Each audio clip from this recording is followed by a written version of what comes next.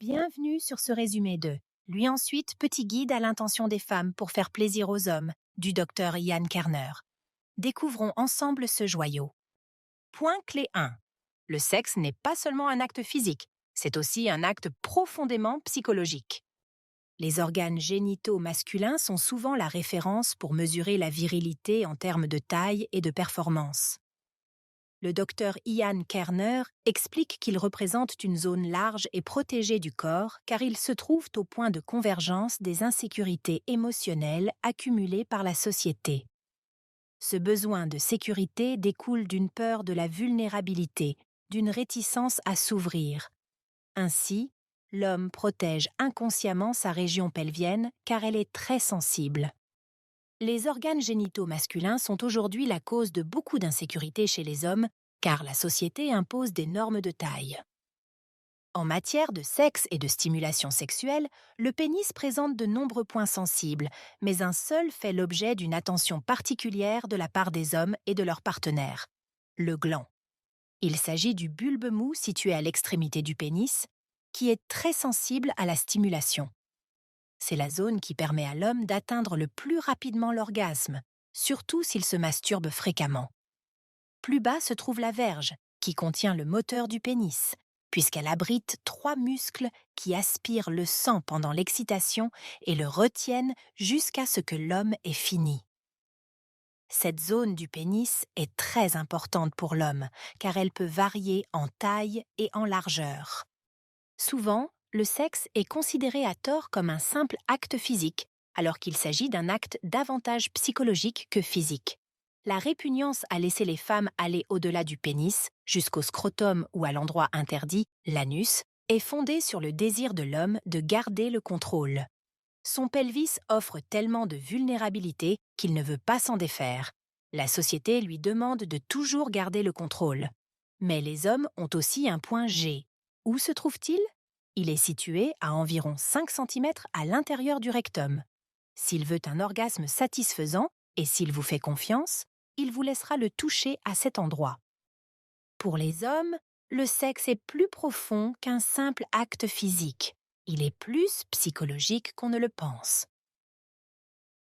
Dans les chapitres suivants de ce résumé, nous explorerons les nombreuses complexités de l'appareil génital masculin, la manière de satisfaire votre homme et certaines des raisons pour lesquelles vous pourriez avoir des difficultés à lui plaire, quels que soient vos efforts.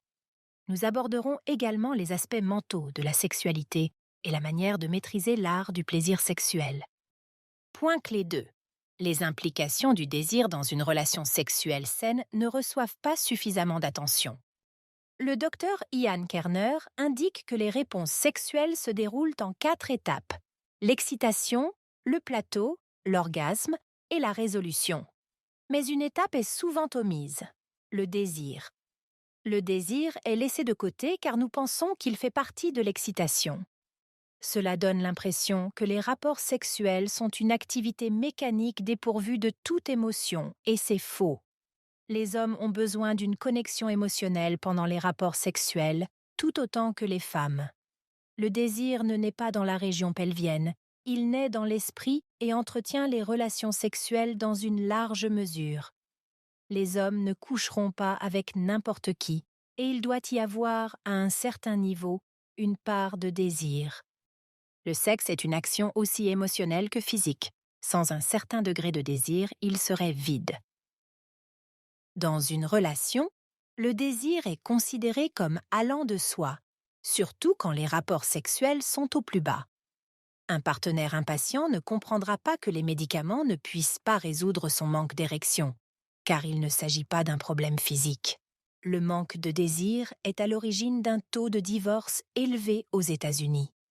L'étincelle émotionnelle ne sera pas toujours présente dans une relation, mais elle peut se rallumer à tout moment avec de la communication et des efforts. Si vous souhaitez satisfaire votre partenaire de manière adéquate, prenez l'habitude de communiquer davantage. Vous pouvez essayer de comprendre les fantasmes de votre partenaire, car ils peuvent être un indicateur de ceux qui l'excitent au lit. Il serait utile que vous appreniez également à être sensible à ces insécurités pour éviter qu'il ne s'éloigne davantage et ne vous empêche de l'approcher. Il se peut qu'il y ait beaucoup de choses qui se passent dans sa tête et qui affectent son excitation et ses performances sexuelles. Apprenez à connaître les choses qui le touchent pendant les rapports sexuels et concentrez-vous sur celles-ci. Il se peut qu'il soit trop préoccupé par l'éjaculation, qu'elle soit prématurée ou directement liée aux orgasmes. Dans ce cas, essayez de lui faire découvrir des plaisirs qui ne se limitent pas à l'éjaculation. Ce ne sont pas seulement les nombreuses terminaisons nerveuses situées dans la région pelvienne qui peuvent inciter les hommes à se protéger de ce qui se passe en dessous de leur taille. La réponse sexuelle, ou l'excitation, peut également être un sujet stressant. Dr Ian Kerner. Point clé 3. Ajoutez des idées originales pour pimenter les choses et réduire l'ennui des rapports sexuels. Il est facile d'ignorer les subtilités de la libido d'un homme, car la société pense que son excitation est un peu plus simple que celle d'une femme. En réalité, elle est tout aussi complexe et doit être traitée comme telle. La libido est l'équivalent de la faim, et elle peut, bien sûr, être satisfaite. Mais souvent, nous mangeons ceux qui nous tombent sous la main pour étancher notre faim. Bien que nous ayons une envie, une autre sera plus attirante. Cette faim est la même pour le sexe. Les hommes peuvent nourrir leur désir sexuel avec à peu près toutes les femmes qu'ils rencontrent, à l'exception des rares qui sont difficiles. Mais qu'est-ce qui détermine une pulsion ou un appétit sexuel sain? Et comment savoir si un homme, votre homme, est sexuellement apte? L'excitation masculine est un concept très complexe qui est souvent négligé et ignoré. La première chose dont il faut s'assurer, c'est que votre homme fasse de l'exercice. S'il est en bonne forme physique et qu'il prend le temps de l'entretenir, il aura un bon appétit sexuel. L'exercice physique permet au corps de libérer une grande quantité de testostérone et d'endorphines. Vous devez également vous assurer qu'il mange bien. Certains aliments et fruits peuvent augmenter ou diminuer sa libido. Veillez à ce qu'il ne mange que ce qui est bon pour sa santé. L'exercice et une bonne alimentation sont excellents pour la libido, mais s'il ne se repose pas suffisamment, il aura une libido très faible et sera incapable d'être performant.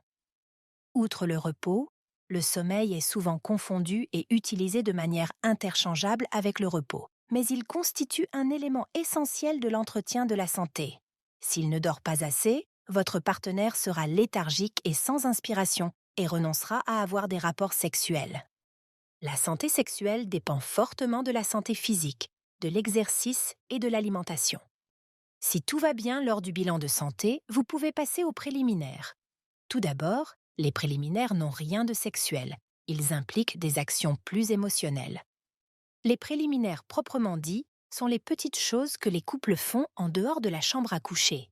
Les films, les rendez-vous, les promenades sur la plage, les grasses matinées ou manger des petits gâteaux ensemble. Ces activités favorisent une stimulation mentale saine qui aboutira à un rapport sexuel de qualité, car tout commence dans le cerveau, là où la magie des hormones s'enclenche. Point clé 4. Les préliminaires et l'intimité ont un côté plus coquin qui peut apporter un plaisir sans limite. Le sujet du sexe est perçu comme quelque chose qu'il faut prendre avec des pincettes, dont les excès inavoués sont réservés aux recoins sombres de notre esprit. Mais en réalité, la vie sexuelle d'un couple peut bénéficier considérablement d'un peu de révélation impudique. Au lieu de garder vos fantasmes pour vous, vous pouvez les partager avec votre partenaire. Cela peut sembler extrême, mais c'est juste assez pour donner un coup de fouet à votre relation. Le sexe n'a pas besoin d'être poli ou retenu, vous pouvez l'explorer avec plus d'audace. Un peu d'imagination peut contribuer à pimenter la relation. Votre partenaire a peut-être des choses qu'il aimerait essayer, mais qu'il n'ose pas partager avec vous. Si vous partagez vos idées, il se sentira peut-être libre de parler des siennes à son tour. Les avantages l'emportent largement sur les risques. Le docteur Kerner suggère que les préliminaires extrêmes ne sont pas une invitation à intensifier les aspects physiques des préliminaires, mais plutôt à adopter un langage honnête et coquin. Exprimez ce que vous attendez de votre partenaire dans la chambre à coucher. La communication est essentielle pour maintenir une vie sexuelle saine. Il y a tant de choses que nous ne disons pas et qui peuvent donner un coup de fouet à notre vie sexuelle. Outre le fait de partager ses fantasmes et d'exprimer ses préférences dans la chambre à coucher, les accroches narratives peuvent s'avérer très bénéfiques. Vous pouvez également créer un monde imaginaire dans lequel vous et votre partenaire vivez les aventures sexuelles les plus folles. Et il est possible de le modifier autant de fois que vous le souhaitez en ajoutant les détails qui vous excitent le plus. Vous pouvez pimenter votre relation en prenant des risques et en jouant des rôles. En vous aventurant et en expérimentant dans des mondes rêvés et des fictions, vous pouvez aussi essayer d'ajouter un peu d'aventure en donnant vie à certains de ces fantasmes. Vous pouvez commencer à faire l'amour dans la voiture. Votre partenaire sera peut-être contre au début, mais le docteur Ian Kerner vous assure qu'il sera prêt à expérimenter de nouveaux endroits. Le sexe peut avoir lieu lors d'un pique-nique privé, dans les toilettes d'un restaurant chic, sur le parking d'un supermarché, et les possibilités sont infinies. L'aventure ajoute un peu d'exaltation à l'expérience, redéfinit le plaisir sexuel et améliore considérablement la relation. En général, toutes les relations passent par 3 étapes: le désir, l'amour romantique et l'attachement. Les 2 premières étapes sont alimentées par des substances biochimiques essentielles telles que la dopamine et la norépinéphrine. Dr Ian Kerner. Point clé 5. Il existe un lien étroit entre le cœur et le pénis, bien que la plupart des gens ne s'en rendent pas compte. Souvent, les femmes se plaignent que leur nouveau compagnon met trop de temps avant de faire l'amour avec elles ou que leur mari ne prend plus l'initiative de faire l'amour, et cela les dérange. Elles en déduisent souvent que leur partenaire n'a plus de désir pour elles ou qu'il ne les aime plus vraiment. Certains hommes ne se précipiteront pas pour faire l'amour avant d'être tout à fait sûrs de leurs sentiments pour vous. Quand un homme rencontre une femme qui lui plaît, il est généralement plus hésitant à initier un acte intime car il ne veut pas confondre le désir et l'amour en attendant d'être tout à fait sûr. Pour les hommes, le sexe est une façon d'exprimer l'amour de manière explicite. Ainsi, si votre petit ami n'insiste pas pour faire l'amour, mais qu'il vous emmène à plusieurs rendez-vous et que vous vous fréquentez beaucoup, ne vous inquiétez pas. Il réserve simplement cela pour un moment particulier où il sera tout à fait sûr d'être amoureux. Sans lien émotionnel, le sexe est en fin de compte mécanique et peut ne jamais être suggéré. Le manque de connexion émotionnelle est un problème bien plus important que ceux que l'on pense. Il peut rendre les rapports sexuels vides et mécaniques et franchement insatisfaisants. Le docteur Kerner propose quelques moyens simples mais efficaces de favoriser la connexion émotionnelle pour améliorer les relations sexuelles et remédier à cette disparité. Le premier conseil est de se prendre dans les bras. Une simple étreinte peut initier l'intimité. Chaque fois que vous vous sentez à court de ressources émotionnelles, cherchez votre partenaire et serrez-le fort dans vos bras jusqu'à ce que vous vous sentiez de nouveau bien. La présence physique est également essentielle. Si vous êtes toujours là pour votre partenaire, il se sentira important et se rapprochera de vous. Faites l'amour les yeux ouverts. C'est une façon de favoriser la proximité sur le plan émotionnel. Essayez plus souvent d'être en position du missionnaire. Pendant que vous y êtes, le baiser est un moyen souvent négligé de favoriser l'intimité émotionnelle. Le sexe et les préliminaires ne sont pas seulement des actions physiques. Au lieu de vous concentrer sur les aspects concrets, essayez d'être sensible aux fondements émotionnels et vous verrez que votre vie sexuelle et, en fin de compte, votre relation s'amélioreront considérablement. Le saviez-vous?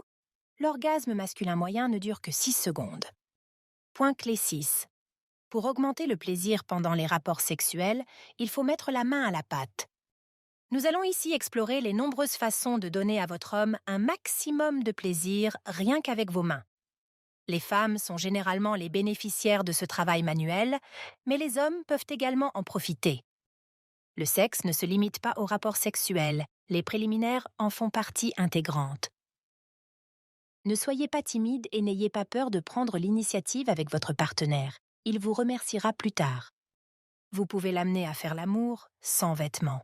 Quand il doit se déshabiller, souvent lentement pendant les préliminaires, cela retarde considérablement l'orgasme. En général, le processus de déshabillage est rapide, et la seule chose à laquelle il pense est d'atteindre l'orgasme avant d'avoir pu se dévêtir. Touchez-vous. La plupart des femmes n'osent pas se toucher pendant l'acte sexuel et se concentrent uniquement sur le plaisir de l'homme, mais celui-ci ressentira plus de joie s'il sait que vous vous donnez du plaisir tout en lui en donnant. Obtenez de lui qu'il vous laisse l'attacher. De cette façon, il est vulnérable et vous pouvez le satisfaire entièrement sans qu'il vous retienne. Cette action lui donne une forme de libération sexuelle qui accroît le plaisir qu'il éprouvera. N'hésitez pas à le masser. Il a des points sensibles et vous ne pouvez les trouver que lors d'un massage. Retenez-les et utilisez-les pour lui faire plaisir. Commencez en douceur. Touchez son membre très légèrement, sans précipitation. Laissez la tension monter au fur et à mesure. Caressez aussi légèrement la verge, sans être tenté de la saisir ou de la presser. Soulevez doucement ses testicules et massez la zone située à la base du pénis. Présentez un nouvel élément. Votre partenaire est certainement dur désormais et vous pouvez utiliser son pénis pour stimuler votre vulve en frottant doucement son gland contre elle. En raison de la grande sensibilité des deux zones, vous vous ferez plaisir à tous les deux en même temps. Les préliminaires ne sont pas une phase précipitée. C'est une série d'activités lentes et patientes qui mènent à l'acte sexuel. Ces étapes ne sont pas les seuls moyens certains d'obtenir la satisfaction de son partenaire avant les rapports sexuels, mais elles permettront d'obtenir des résultats si elles sont suivies. Point clé 7. Plusieurs techniques permettent de maximiser le plaisir des rapports sexuels. Quand vous approchez de l'événement principal de la stimulation sexuelle, il est important de faire attention à ne pas précipiter le processus et à ne pas atteindre d'orgasme trop tôt sans plaisir mutuel. Nous avons vu précédemment que les préliminaires sont un processus lent et patient qui prépare votre partenaire à l'événement principal. Une fois que vous avez accumulé suffisamment de tension et de plaisir grâce aux préliminaires, vous pouvez commencer à l'amener à l'orgasme en faisant l'amour. Cette fois, il s'agit de s'occuper de sa verge et de se frotter lentement contre elle. Continuez ainsi, puis arrêtez dès que vous remarquez qu'il atteint sa limite éjaculatoire. Plus vous retarderez son orgasme, meilleur il sera. Prenez note de son niveau d'excitation et ne le dépassez pas. Ralentissez votre rythme et assurez-vous que vous avez aussi du plaisir.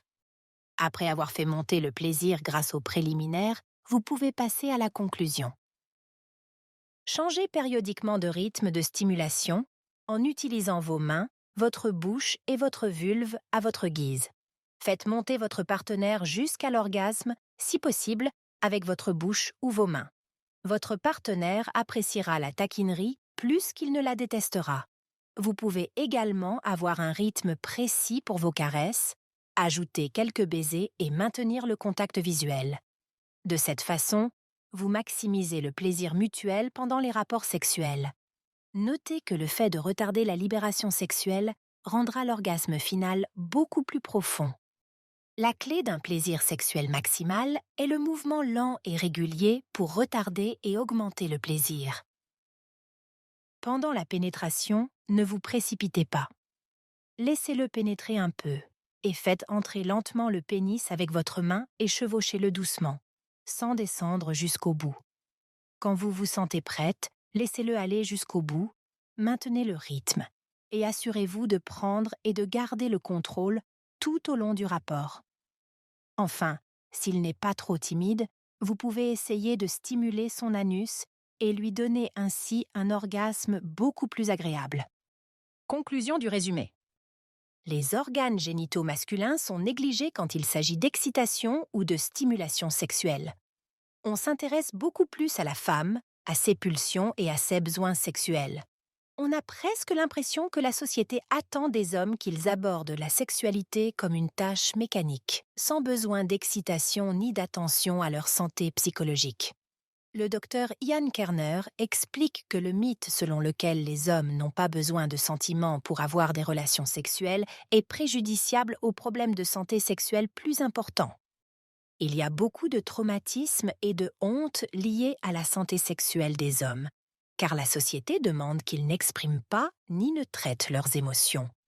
Cette notion incite les femmes à ignorer la nécessité de stimuler d'abord l'esprit des hommes avant de se précipiter sur la stimulation physique.